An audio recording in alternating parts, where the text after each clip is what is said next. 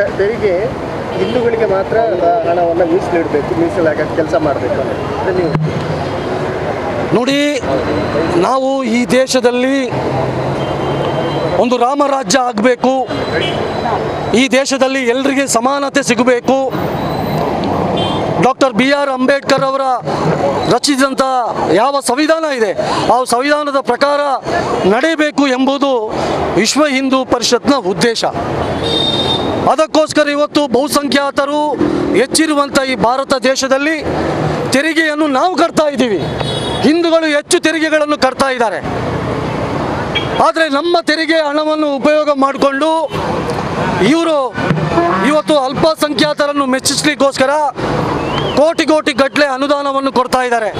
ಈಗಾಗಲೇ ರಾಜ್ಯ ಸರ್ಕಾರ ಸಿದ್ದರಾಮಯ್ಯನವರು ಹೇಳಿದ್ದಾರೆ, ಮುಂದಿನ ನಮ್ಮ ಬಜೆಟ್ನಲ್ಲಿ 10,000 ಕೋಟಿಗಿಂತಲೂ ಹೆಚ್ಚು ಹಣವನ್ನು ನಾವು ಮುಸಲ್ಮಾನರಿಗೆ ನೀಡ್ತಾ ಇದ್ದೀವಿ.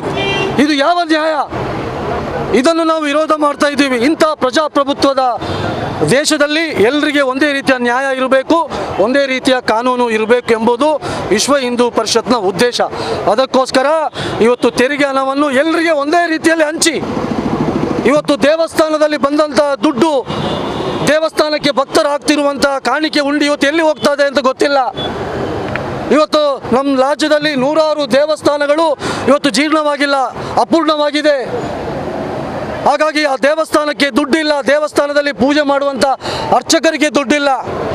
ಇದರ ಬದಲು ಸರ್ಕಾರ ಇನ್ನೊಬ್ಬರನ್ನು ಮೆಚ್ಚಿಸಲಿಕ್ಕೋಸ್ಕರ ಆ ದುಡ್ಡನ್ನು ಉಪಯೋಗ ಮಾಡ್ತಿದೆ ಎಂಬಂಥ ಸಂಶಯ ಇವತ್ತು ವ್ಯಕ್ತವಾಗ್ತಾ ಇದೆ. ಅದಕ್ಕೋಸ್ಕರ ನಮ್ಮ ದುಡ್ಡು, ನಾವು ಕಟ್ಟುತ್ತಿರುವಂಥ ದುಡ್ಡು ಎಲ್ಲರಿಗೆ ಒಂದೇ ರೀತಿಯಲ್ಲಿ ನ್ಯಾಯ ಸಿಗಲಿ ಎಂಬುದು ವಿಶ್ವ ಹಿಂದೂ ಪರಿಷತ್ನ ಉದ್ದೇಶ.